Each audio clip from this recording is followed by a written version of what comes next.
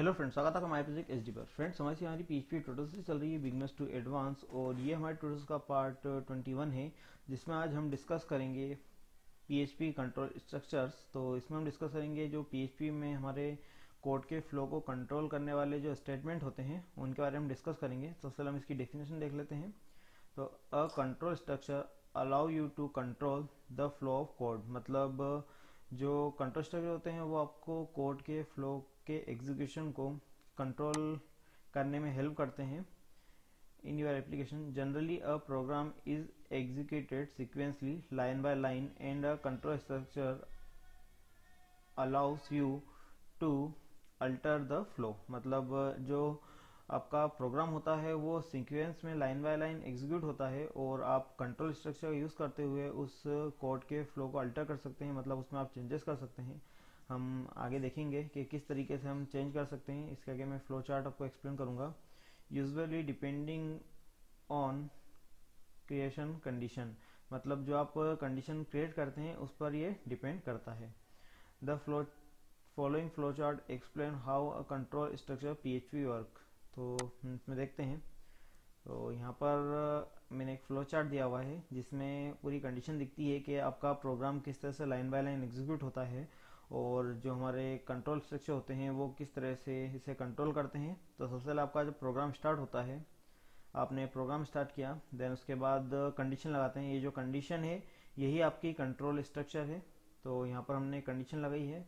यहाँ पर हम कंडीशन मानते हैं कि हमने कंडीशन लगाई है जिसमें जो है एज ग्रेटर देन 20 है, मतलब 20 से ऊपर अगर किसी की एज है तो 20 है यहाँ पर आता है।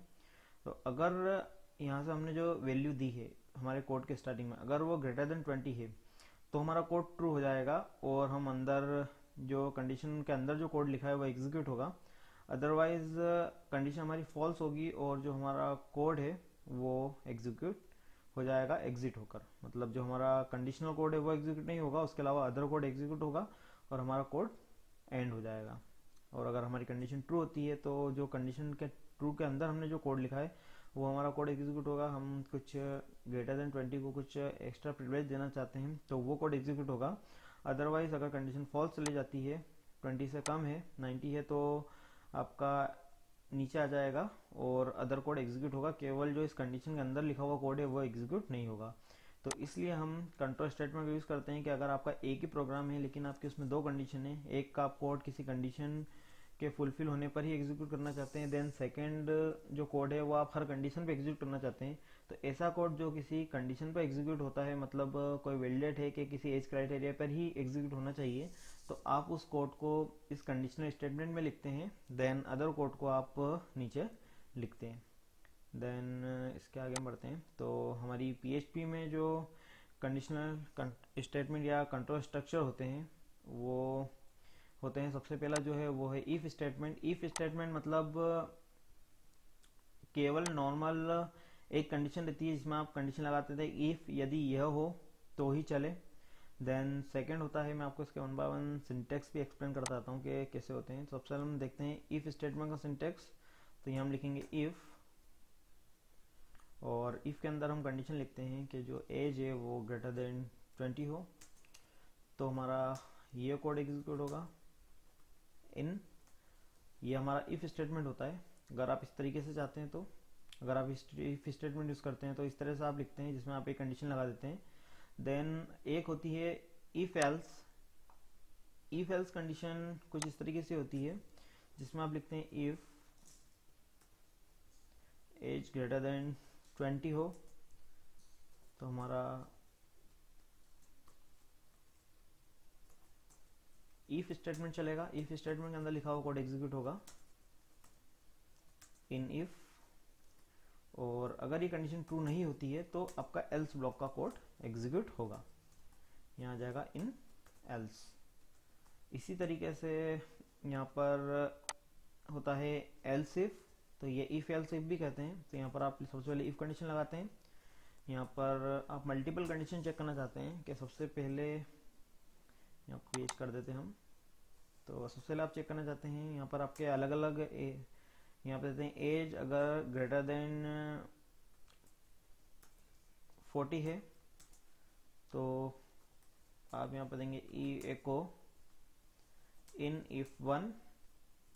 इसी तरीके से आप वापस एल्स इफ लगाते हैं, आपको एक और कंडीशन लगाना है कि अगर 40 नहीं है तो 20 से ज़्यादा होना चाहिए।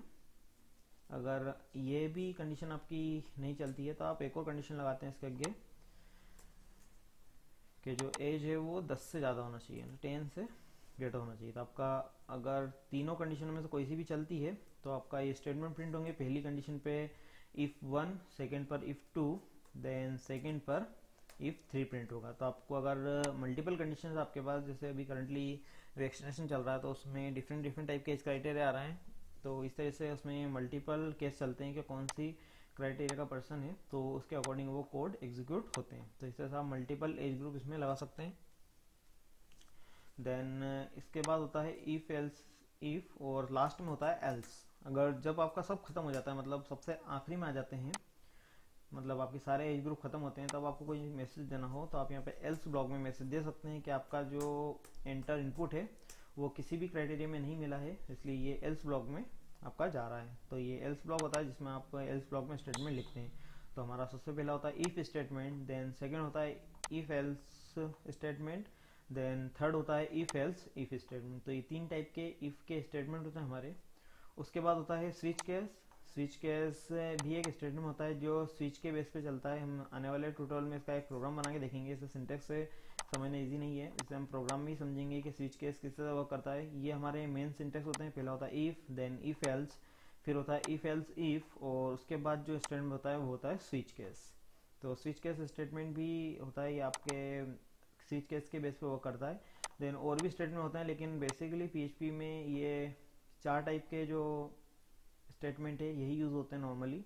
हम आने वाले ट्यूटोरियल में सभी के 1 बाय 1 प्रोग्राम बना के इन्हें और भी अच्छी तरीके से समझेंगे कि ये क्या होते हैं। देन इन 4 के अलावा 3 स्टेटमेंट और होते हैं जिन्हें लूपिंग स्टेटमेंट कहते हैं। ये कंडीशनल स्टेटमेंट थे हमारे, और ये जो 4 है ये लूपिंग स्टेटमेंट है। इसमें सबसे पहला जो लूप होता है वो होता है फॉर, सेकेंड होता है फॉर ईच, और तीसरा होता है व्हाइल। फॉर लूप नॉर्मली आपका इंक्रीमेंट ऑपरेटर के बेस पर वर्क करता है, मतलब आपकी वैल्यू इंक्रीज होती जाती है और ये वर्क करता है, जो आपने सी में भी पढ़ा होगा। फॉर ईच जावा और पीएचपी में इंट्रोड्यूस हुआ है, जावा में भी होता है और पीएचपी में भी यूज होता है। इसका बेसिकली कार्य होता है आपके जो अरे होते हैं, अरे को लूप में एग्जीक्यूट करने के लिए। देन जो लास्ट होता है वाइल लूप, ये भी आपके सी या सी प्लस प्लस में होता है, ये उसी तरीके से होता है। इसे हम मल्टी लाइन लूप भी कहते हैं। ये दोनों सिंगल लाइन लूप है और ये आपका मल्टी लाइन लूप होता है। हम आने वाले ट्यूटोरियल में देखेंगे कि ये सिंगल लाइन कैसे हैं और ये मल्टी लाइन कैसे हैं। तो ये हमारे होते हैं जो 4 टाइप के होते हैं वो कंडीशनल होते हैं, देन 3 जो होते हैं वो लूपिंग टाइप के स्टेटमेंट होते हैं। तो फ्रेंड्स अभी की वीडियो में इतना ही। इसके आगे हमारे नेक्स्ट वीडियो में हम इनके प्रैक्टिकल प्रोग्राम देखेंगे और इन्हें एग्जीक्यूट करके देखेंगे। तो फ्रेंड्स अगर आपको वीडियो पसंद है लाइक एंड शेयर करें और हमारे चैनल को वीडियो सब्सक्राइब करें, ताकि हम जो भी नई वीडियो अपलोड करें उसकी अपडेट आपको मिलते हैं। ऑप्शन आप मेरे और भी ट्यूटोरियल एक सीरीज में देखना चाहते हैं तो आप मेरी वेबसाइट के पीएचपी ट्यूटोरियल सेक्शन विजिट कर सकते हैं, जहां पर आपको मेरे सारे ट्यूटोरियल एक सीरीज में अवेलेबल है। साथ ही साथ आप मेरी वेबसाइट पर डिफरेंट टाइप के प्रोजेक्ट के सोर्स कोड भी डाउनलोड कर सकते हैं। Thank you for watching.